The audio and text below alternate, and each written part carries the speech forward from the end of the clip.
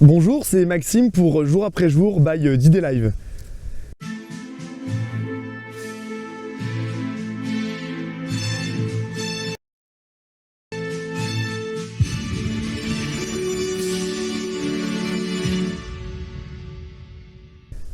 Lorsque la 8e division d'infanterie américaine débarque en Normandie le 4 juillet 1944, elle est commandée par le général William McMahon et suppléée par le général Nelson Walker.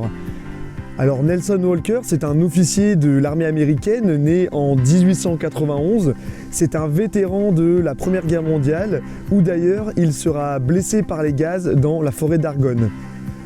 En 1941, Walker est promu lieutenant-colonel avant d'être promu colonel plein peu de temps après. En 1942, il est promu général de brigade et le 15 février 1944, alors que la 8e division se trouve en Irlande du Nord en vue de l'invasion de la Normandie, il est promu commandant adjoint de la division. Alors, comme beaucoup d'unités n'ayant aucune expérience au combat, les premiers pas dans la guerre s'avèrent être très compliqués. La 8e division ne va pas faire exception et d'ailleurs va se retrouver bloquée dès les premiers jours de la bataille. Alors je le rappelle, elle entre en guerre le 8 juillet 1944 et dès le 9, la division peine à avancer. Notamment dans les positions de la compagnie E du 121e régiment. Alors il faut imaginer l'axe La Haye-du-Puy, 40 ans, et environ 500 mètres au sud, la compagnie E est bloquée derrière une haie.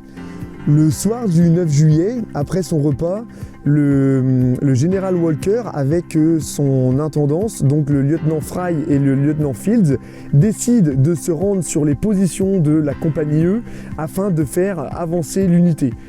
Arrivé sur place, il voit qu'un peloton est cloué derrière une haie, alors il décide de prendre en main l'unité et de prendre l'itinéraire initialement prévu pour la compagnie et d'avancer. Ils vont franchir cette haie et face à eux vont avoir une faible résistance allemande, uniquement des tirs d'armes légères, il n'y aura pas d'artillerie ou de mortier, et vont ainsi prendre l'itinéraire qui était initialement prévu dans les plans de la compagnie. Ils vont de nouveau se retrouver derrière une haie, celle-ci comporte une brèche qui va ouvrir un verger face à eux, et 6 hommes, dont le général, vont immédiatement l'emprunter. À ce moment-là, quand le général décide d'emprunter cette brèche avec ces 6 hommes, les Allemands ripostent de nouveau par des armes légères et les 6 hommes sont touchés. Immédiatement, le lieutenant Fry et le lieutenant Fields vont se mettre à couvert à l'angle de ce champ-là, derrière un monticule de terre. Il est prévu que le lieutenant Fields reste sur place pour couvrir l'éventuel retour des medics américains et le lieutenant Fry, quant à lui, s'en va les chercher accompagné par d'autres médecins. Il va falloir attendre quelques temps, bien trop longtemps, pour qu'une ambulance arrive enfin au niveau de cette brèche. Le général Walker est porté sur civière jusqu'à l'ambulance et en fait tout le long du trajet vers la station médicale, du plasma va lui être administré. Il faut savoir que la blessure du général à ce moment-là est très grave.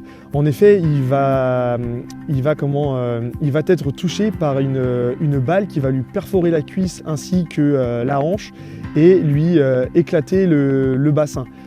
Malheureusement, malgré les soins qui lui sont prodigués, il va perdre énormément de sang et le général Walker décédera vers 1h30 du matin, le 10 juillet 1944. Alors il faut savoir que la division, quand elle est arrivée en Normandie, je le citais au tout début, elle va peiner à avancer. Il va y avoir énormément de pertes humaines et la progression va être beaucoup trop lente. À cet incident, nous avons également le commandant du 28e régiment et du 121e régiment qui sont aussi relevés de leurs fonctions et remplacés à la même date que le jour du décès du général.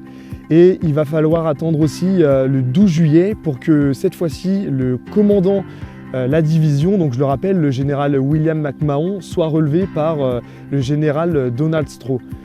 Et aujourd'hui, nous nous trouvons au cimetière américain de Colville-sur-Mer, plus précisément dans le Plot Bay, où repose le général Nelson Walker.